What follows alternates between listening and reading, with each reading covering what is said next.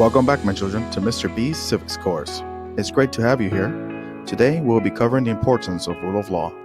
Have your notebook ready to take notes? And here we go. In this video, we'll be covering Rule of Law, Social Studies, 7th Grade Civics Standard 1.9. The most basic way to view rule of law is to remember supremacy of the law. That means no one is above the law. This is a big deal because that means the law is equal for everyone, whether it is grandma, a billionaire rich person, or even a police officer. No one is above the law.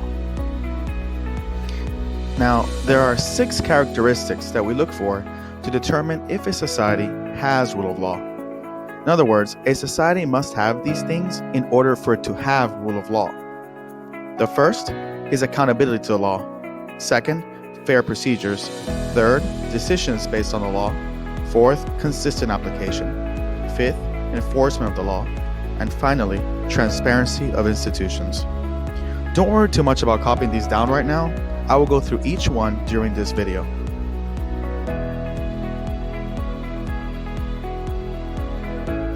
The first characteristic we need to look at is accountability to the law. To understand this, we must first know what accountable means. Accountable means to be responsible or explicable. So a society is accountable to the law when all people, including its leaders, have a responsibility to follow the law.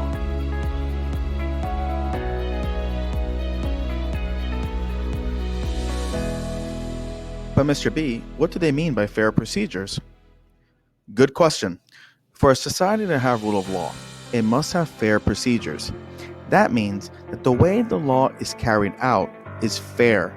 The way they search, investigate, and prosecute is the same for everyone.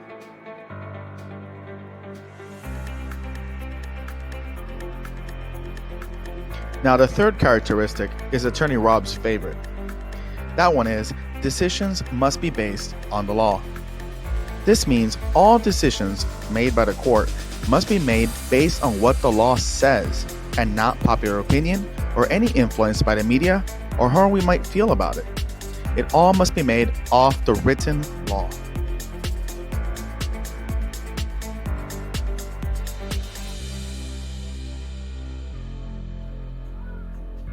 By now, you may be asking yourself about the fourth characteristic. That one is consistent application. Consistent application means laws must be made public and known to everyone. This is why you cannot tell an officer that you didn't know you were breaking the law. The law is made publicly available for all to see.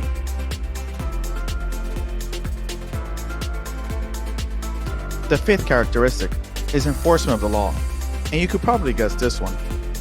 Enforcement of the law means the way police carry out the law must be fair and consistent on all people, whether they're rich or poor, whether they have popular friends or not. Everyone must be treated equally under the law.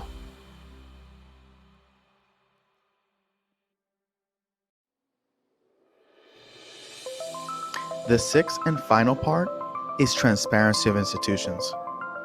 And this one, my children, is one of the most important parts. You see, transparency means all governmental actions must be public and transparent for all to see. That means we, the people, should have continuous knowledge of what our government is doing and why they are doing it. Get it? If a government does not have transparency, there's no way for us to know if the other 5 characteristics that make up the rule of law are present.